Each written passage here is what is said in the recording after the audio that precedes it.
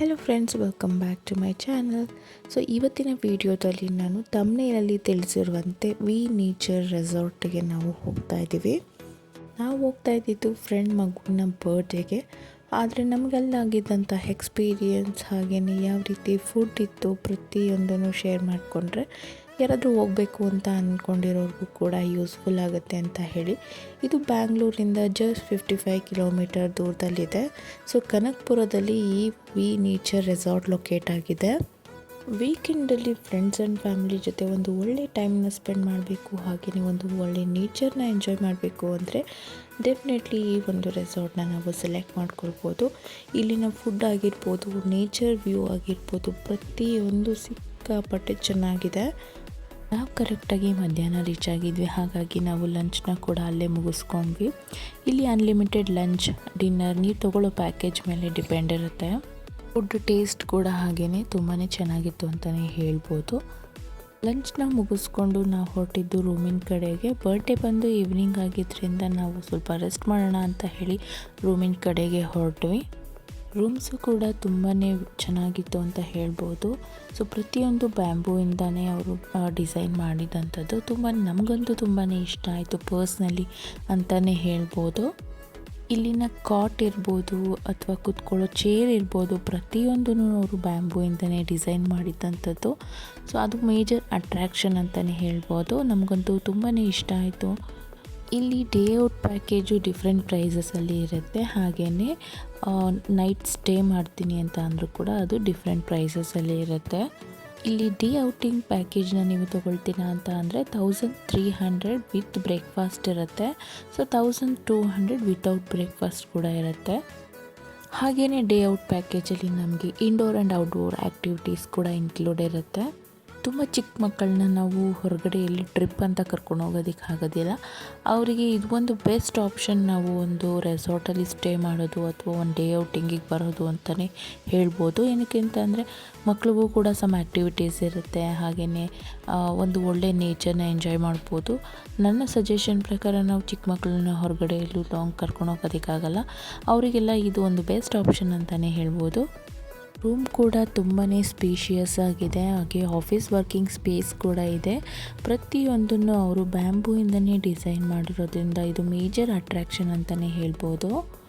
ನಮ್ಮ ಒಂದು daily routine ಯಾವ ರೀತಿ ಇರುತ್ತೆ, ಆಫೀಸು, ವರ್ಕು, ಹಾಗೆಯೇ ಕಿಡ್ಸು ಅವ್ರನ್ನ ನೋಡ್ಕೊಳ್ಳೋದು, ಈ ರೀತಿ ರೊಟೀನಿಂದ ಸ್ವಲ್ಪ ನಮಗೆ ಚೇಂಜಸ್ ಬೇಕು ಅಂತ ಅಂದರೆ ಒಂದು ನೇಚರ್ ಮಧ್ಯೆ ನಾವು ಒಂದು ಕ್ವಾಲಿಟಿ ಆಫ್ ಟೈಮ್ನ ಸ್ಪೆಂಡ್ ಮಾಡಬೇಕು ಅಂತ ಅಂದ್ಕೊಂಡಿದ್ದಾಗ ನಾವು ಈ ರೀತಿ ಒಂದು ರೆಸಾರ್ಟ್ನ, ಇದೇ ರೆಸಾರ್ಟು ಅಂತ ನಾನು ಹೇಳೋದಕ್ಕೆ ಹೋಗಲ್ಲ, ಬಹಳಷ್ಟು ರೆಸಾರ್ಟ್ಗಳು ಬ್ಯಾಂಗ್ಳೂರಿಗೆ ತುಂಬಾ ಹತ್ತಿರದಲ್ಲಿ ಇದೆ.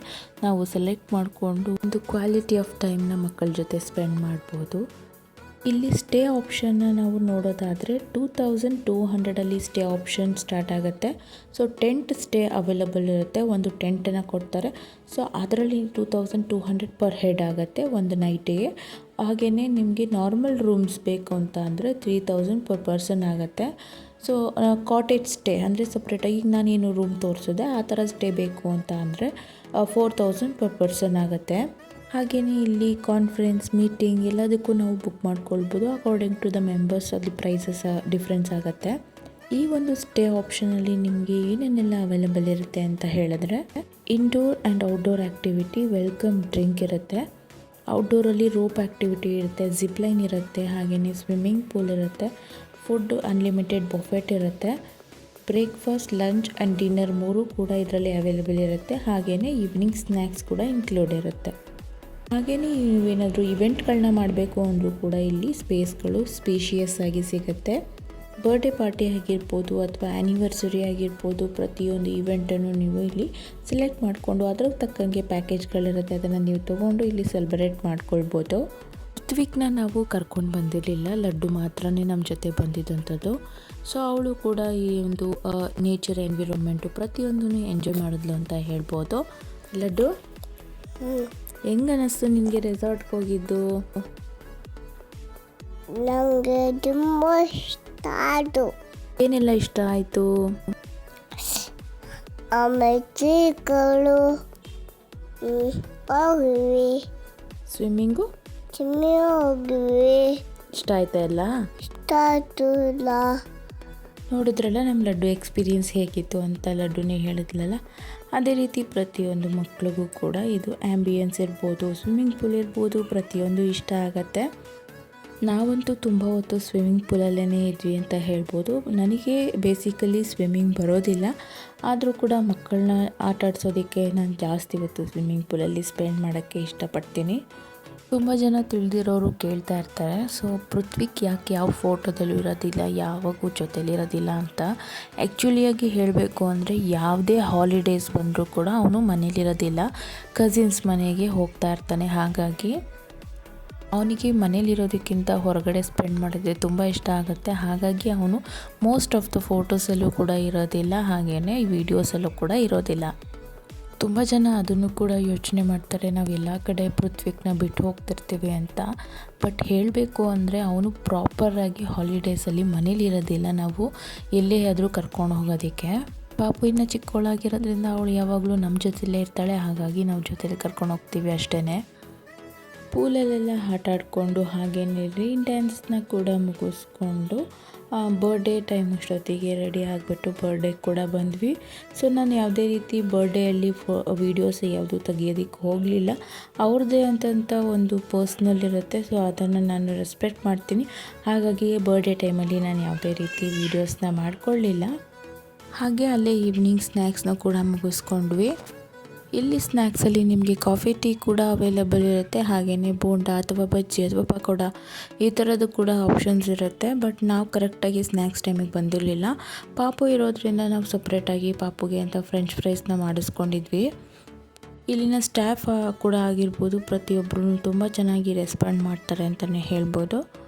ಹಾಗೆಯೇ ಇಲ್ಲಿ ನೈಟ್ ವ್ಯೂ ಅಲ್ಲಿ ಸ್ವಲ್ಪ ಹೊತ್ತು ವಾಕ್ ಮಾಡಿಕೊಂಡು ಟೈಮ್ನ ಸ್ಪೆಂಡ್ ಮಾಡ್ಕೊಂಡ್ವಿ. ಅದಾದ ನಂತರ ಅಲ್ಲಿ ಕ್ಯಾಂಪ್ ಫೈರ್ ಕೂಡ ಇತ್ತು, ಹಾಗೆಯೇ ಲೈವ್ ಮ್ಯೂಸಿಕ್ ಇತ್ತು. ಅದ್ರ ಜೊತೆಗೆ RCB ಮ್ಯಾಚ್ ಕೂಡ ನಡೀತಾ ಇತ್ತು, ಅದನ್ನು ಬಿಗ್ ಸ್ಕ್ರೀನಲ್ಲಿ ಪ್ಲೇ ಮಾಡ್ತಾಯಿದ್ರು. 1-2 ಅವರ್ಸ್ ಅಲ್ಲೇ ಫುಲ್ಲು ನಾವು ಕಂಪ್ಲೀಟಾಗಿ ವಾಕ್ ಮಾಡಿಕೊಂಡು ಟೈಮ್ನ ಸ್ಪೆಂಡ್ ಮಾಡಿಕೊಂಡು ಮತ್ತು ಡಿನ್ನರ್ ಟೈಮ್ ಕೂಡ ಆಯಿತು. ಡಿನ್ನರ್ ಟೈಮಿಗೆ ಕರೆಕ್ಟಾಗಿ ನಾವು ಅಲ್ಲಿ ಡಿನ್ನರ್ನ ಮಾಡಿಕೊಂಡು ರೂಮ್ಗೆ ಹೋಗೋಣ ಅಂತ ಹೇಳಿ. ಸೊ ಡಿನ್ನರಲ್ಲೂ ಕೂಡ ಎಲ್ಲ ಥರದ ಫುಡ್ಡು ಕೂಡ ತುಂಬಾ ಟೇಸ್ಟಿಯಾಗಿತ್ತು, ಹಾಗೆಯೇ ಬಫೆಟ್ ಸಿಸ್ಟಮ್ ಆಗಿರೋದ್ರಿಂದ ಎಲ್ಲ ಕೂಡ ಹೈಜಿನಾಗಿ ಕೂಡ ಇತ್ತು ಅಂತ ಹೇಳ್ಬೋದು.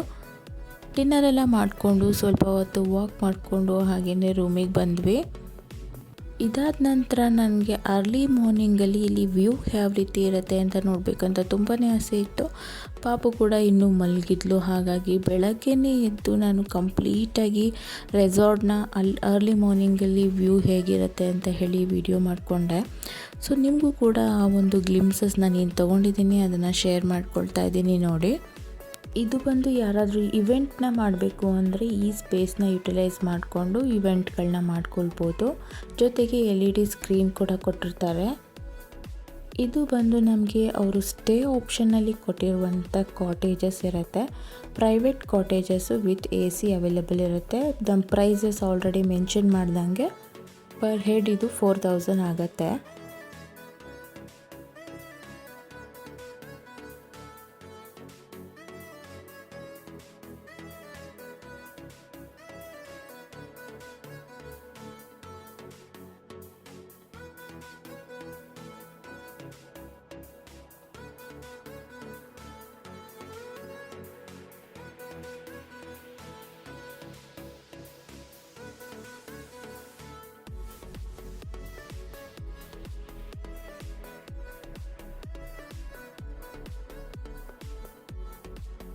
ಇದು ಒಂದು ಮಾರ್ನಿಂಗ್ನ ಬ್ಯೂಟಿಫುಲ್ ವ್ಯೂ ಅಂತ ಹೇಳ್ಬೋದು. ಸುತ್ತಮುತ್ತ ಮೌಂಟೇನ್ಸು, ಅದಾಗೆ ಸನ್ರೈಸ್ ಆಗ್ತಾ ಇರುತ್ತೆ. ಅದಾದಮೇಲೆ ಎಲ್ಲ ಥರದ ಗ್ರೀನರಿ, ಬರ್ಡ್ ಸೌಂಡ್ ಎಲ್ಲನೂ ಇಲ್ಲಿ ಕೇಳ್ಬೋದು.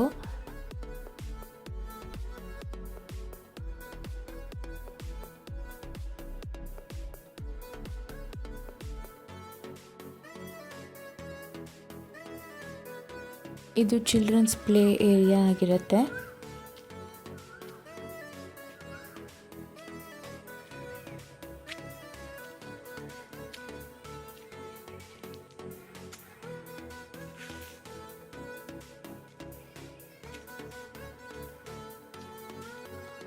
ಇದು ಒಂದು ಫೋಟೋಶೂಟ್ ಏರಿಯಾ ಆಗಿರುತ್ತೆ. ಇಲ್ಲಿ ನಾವು ಯಾವುದೇ ರೀತಿ ಫೋಟೋಶೂಟ್ನ ಮಾಡ್ಕೊಳ್ಬೋದು, ಹಾಗೆಯೇ ಪ್ರೀ ವೆಡ್ಡಿಂಗ್ ಶೂಟ್ನ ಕೂಡ ನಾವಿಲ್ಲಿ ಮಾಡ್ಕೊಳ್ಬೋದು. ತುಂಬಾ ಚೆನ್ನಾಗಿರುವಂಥ ಎನ್ವಿರಾನ್ಮೆಂಟ್. ಎಲ್ಲಿ ನೋಡಿದ್ರು ನಮಗೆ ಇಲ್ಲಿ ಮ್ಯಾಂಗೋ ಟ್ರೀಸು ಕಾಣಿಸುತ್ತೆ.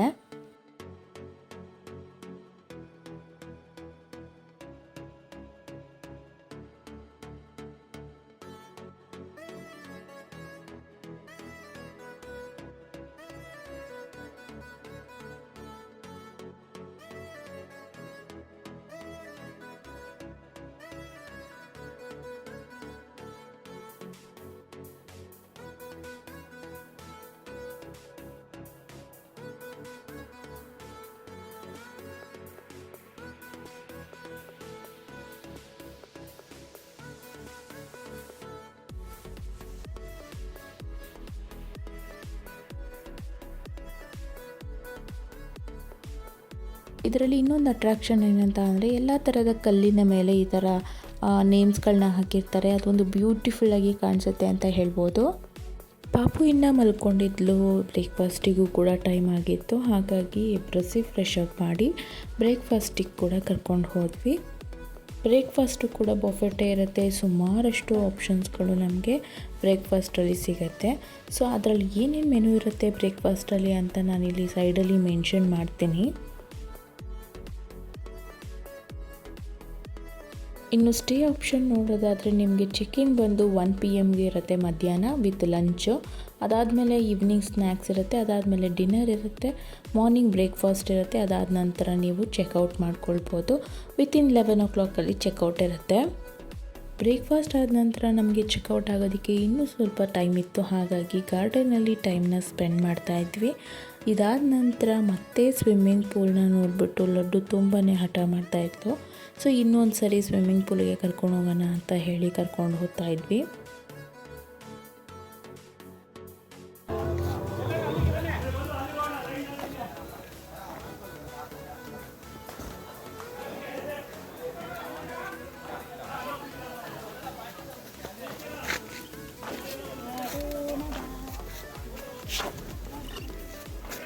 ಹಾಯ್ ಸೇ ಲಡ್ಡು ಹಾಯ್ ಹಾಯ್ ಇಲ್ಲಿ ಪಪ್ಪಗೆ ಹಾಯ್ ಮಾಡೋ ಫೋನಲ್ಲಿ ಇಲ್ಲಿ. ಸೊ ಫ್ರೆಂಡ್ಸ್, ನೋಡಿದ್ರಲ್ಲ, ನಮಗೆ ಈ ರೆಸಾರ್ಟಲ್ಲಿ ಆಗಿದಂಥ ಎಕ್ಸ್ಪೀರಿಯನ್ಸ್ನ ನಾನು ಶೇರ್ ಮಾಡ್ಕೊಂಡಿದ್ದೀನಿ. ಯಾರಿಗಾದರೂ ವಿಸಿಟ್ ಮಾಡಬೇಕು ಅಂತ ಅಂದರೆ ನೀವು ಇನ್ಸ್ಟಾಗ್ರಾಮಲ್ಲಿ ಕೂಡ ಇವ್ರನ್ನ ಪೇಜ್ನ ಫಾಲೋ ಮಾಡ್ಕೊಳ್ಬೋದು. ಫುಲ್ ಡೀಟೇಲ್ಸ್ ನಿಮಗೆ ಅಲ್ಲಿ ಅವೈಲೇಬಲ್ ಇರುತ್ತೆ. ಯಾರೆಲ್ಲ ಸಬ್ಸ್ಕ್ರೈಬ್ ಮಾಡ್ಕೊಳ್ದೆ ಚಾನಲ್ನ ನೋಡ್ತಾ ಇದ್ದೀರಾ, ಸಬ್ಸ್ಕ್ರೈಬ್ ಮಾಡ್ಕೊಂಡು ನೋಡಿ. ಮತ್ತು ಇನ್ನಷ್ಟು ವೀಡಿಯೋ ಒಂದಿಗೆ ಸಿಗ್ತೀನಿ. ಅಲ್ಲಿವರೆಗೂ ಥ್ಯಾಂಕ್ ಯು.